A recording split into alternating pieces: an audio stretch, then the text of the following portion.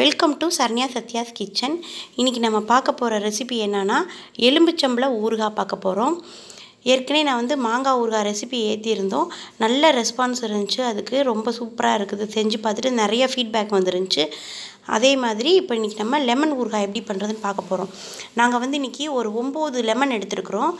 அந்த அளவுக்குரிய மெஷர்மெண்ட்டு தான் நான் ஒவ்வொன்றா சொல்ல போகிறேன். நம்ம லெமன் ஊறுகாய் போடுறதுக்கு முன்னாடி இந்த லெமனை நல்லா தண்ணியில் வாஷ் பண்ணி ஒரு துண்டு வச்சு நல்லா தொடச்சிக்கோங்க. தொடச்சி ட்ரை ஆகிருக்குது. இப்போ நம்ம அதுக்கு தேவையான மெஷர்மெண்ட்டில் என்னென்னு பார்ப்போம். இந்த 9 லெமனுக்கு 20 வத்தல், மிளகா வத்தல் சேர்த்துருக்கோம். மிளகாக்கு போடும்போது நல்லா கலராக இருக்கிற வத்தலாக பார்த்து போடணும். நல்லா தரமாக இருக்கிற மாதிரி பார்த்து போடணும். அப்புறம் சின்ன சைஸ் அளவு கட்டி பெருங்காயம் எடுத்துருக்குறோம். இது 2 டீஸ்பூன் அளவு வெந்தயம். இது 1.5 டீஸ்பூன் அளவு கடுகு.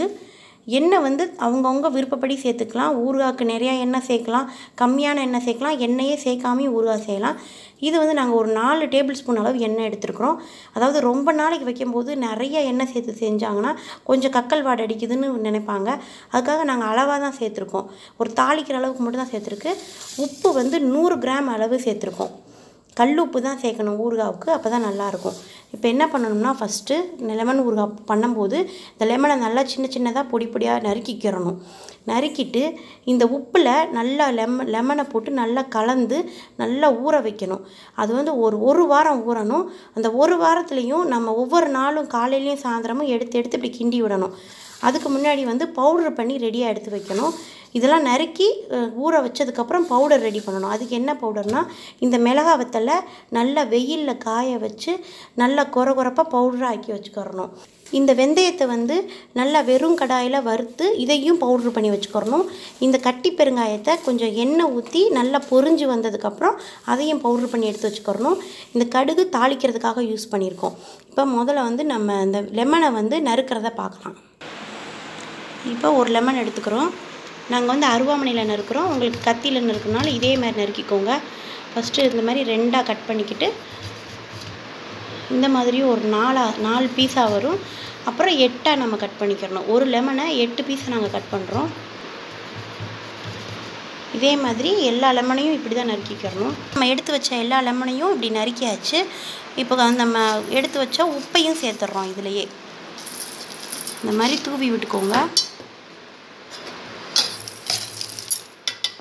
இப்போ நம்ம உங்களுக்கு காட்டுறதுக்காக நான் சில்வர் பாத்திரம் யூஸ் பண்ணியிருக்கேன்.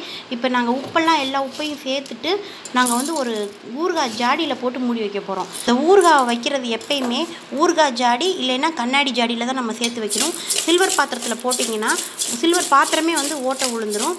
அதே மாதிரி பிளாஸ்டிக் யூஸ் பண்ணுறது அவ்வளோ சேஃப்டி இல்லை, அவ்வளோ நல்லது இல்லை. அதனால் அதை அவாய்ட் பண்ணிடுங்க.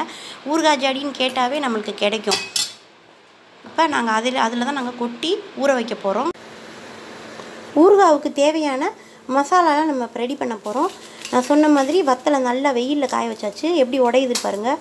இந்த மாதிரி நல்லா கையில் வச்சு உடைச்சாவே அழகாக உடையணும். அந்த வெந்தயத்தை வெறும் சட்டியில் போட்டு இப்படி வறுத்துக்கணும். நல்லா கொஞ்சம் வாசம் வரும். கலர் லைட்டாக சேஞ்ச் ஆகணும்னு எடுத்துடணும். கருக விட்டுறக்கூடாது. வெந்தயம் நல்லா கலர் சேஞ்ச் ஆகுது பாருங்கள். இந்த டயத்தில் நம்ம எடுத்துடலாம். அப்புறம் அதே கடாயில் அந்த பெருங்காயம் பொரிக்கிற அளவுக்கு 1 ஸ்பூன் எண்ணெய் ஊற்றுறோம். இதில் அந்த கட்டி பெருங்காயத்தை நல்லா போட்டு பொரிச்சுக்கிறோம். இது நல்லா பொரிஞ்சு வரும் எண்ணெயில். அப்படியே பொரிஞ்சு வருது பாருங்கள். அந்த எண்ணெயை லைட்டாக போட்டிங்கன்னா, உங்களுக்கு குழியான கடாய் எடுத்துருந்தீங்கன்னா இந்நேரம் நல்லா அப்படி மூழ்கி பொரியும் போது கரெக்டாக இருந்திருக்கும். இது நாங்கள் கொஞ்சம் அகலமாக எடுத்துட்டோம். பொரிஞ்சிருச்சு. இதையும் எடுத்து வச்சிடலாம். மூணையுமே நம்ம நல்லா பவுட்ரு பண்ணிக்கிறணும். கொஞ்சம் கொரப்பாக பவுட்ரு பண்ணிக்கோங்க. மிளகா வத்தல், வெந்தயம், பெருங்காயம். மிளகா வத்தல் காம்பை எடுத்துட்டு நம்ம அரைச்சிக்கலாம். நல்லா இந்த மாதிரி கொரப்பாக பவுட்ரு பண்ணியிருக்கோம் பாருங்கள். அந்த விதையெல்லாம் லைட்டாக தெரியணும். அப்போ தான் நல்லாயிருக்கும். இதுதான் நம்ம ஊறுகாய்க்கு போட வேண்டிய மசாலா. இப்போ நம்ம ஒரு வாரம் கழித்து லெமன் எப்படி ஊறி இருக்குன்னு பாருங்கள். நல்லா ஜூஸியாக வந்திருக்கு பாருங்கள். இந்த மாதிரி ஜாடியில் போட்டு மூடி வச்சோம்ல, உப்பு போட்டு நல்லா கிண்ணது நல்லா ஊறி அப்படியே அந்த லெமனெல்லாம் நல்லா பழுத்து இந்த லெவலுக்கு ஆயிருக்கு. இப்போ நம்ம இதை தாளித்து அதுக்குரிய மிளகாத்தூள், வெந்தயம் நம்ம எடுத்து வச்சோம் பார்த்திங்களா, பெருங்காயம் எல்லாத்தையும் நம்ம போட போகிறோம். அது எப்படி செய்கிறதுன்னு பார்க்கலாம். இப்போ வந்து இந்த ஊறுகாய் பொடி நம்ம ரெடி பண்ணோம்ல, அதை வந்து இந்த மாதிரி ஒரு பெரிய பாத்திரத்தில் கொட்டிக்கோங்க கிளறதுக்காக. கிளறின பிறகு நம்ம மறுபடியும் ஜாடியில் கொட்டிக்கலாம். நம்ம அரைச்ச அந்த பவுடரை போட்டுட்டு நல்லா மிக்ஸ் பண்ணிக்கோங்க. காரம் உப்பு அவங்கவுங்க தேவையான அளவு சேர்த்துக்கலாம். இந்த மாதிரி நல்லா மிக்ஸ் பண்ணி பார்த்துக்கலாம். இப்போ பொடி எல்லாத்தையும் நம்ம சேர்த்துட்டோம். இந்த பக்கம் நம்ம எடுத்து வச்ச எண்ணெயையும் கடுகையும் நல்லா தாளிச்சாச்சு. நம்ம சூடாக வந்து ஊற்றக்கூடாது. ஏன்னா வந்து கொஞ்சம் ஆறின பிறகு அந்த எண்ணெயை வந்து லைட்டாக ஆறின பிறகு ஊற்றுனீங்கன்னா ரொம்ப நாளைக்கு வந்து ஊறுகாய் தாங்கும். அதே மாதிரி நார்மலாக எண்ணெயை காய வச்சு நம்ம கடுகு பொரிப்போம் பாருங்கள், அதே மாதிரி பொரித்து ஒரு ஃபேன் கடியில் ஒரு 5 நிமிஷம் வச்சுருந்தோம். அவ்வளோதான். வச்சுட்டு இப்படி நம்ம ஊற்றிட்டோம்னா நம்ம சூப்பரான லெமன் ஊறுகாய் தயாராகிடுச்சு.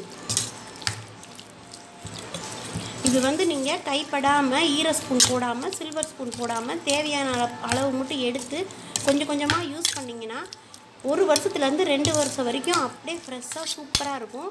இதை ஃப்ரிட்ஜில் வச்சுருந்தா, இதே இது நீங்கள் வெளியே வச்சுருந்தீங்கன்னா அப்பப்போ இந்த ஜாடியை தூக்கி நம்ம வெயிலில் வச்சு எடுத்து வச்சோம்னா அதுவும் 1 வருஷத்துலேருந்து 2 வருஷம் வரைக்கும் அப்படியே இருக்கும். நம்ம லெமன் ஊறுகாய் சூப்பராக ரெடி ஆயிடுச்சு.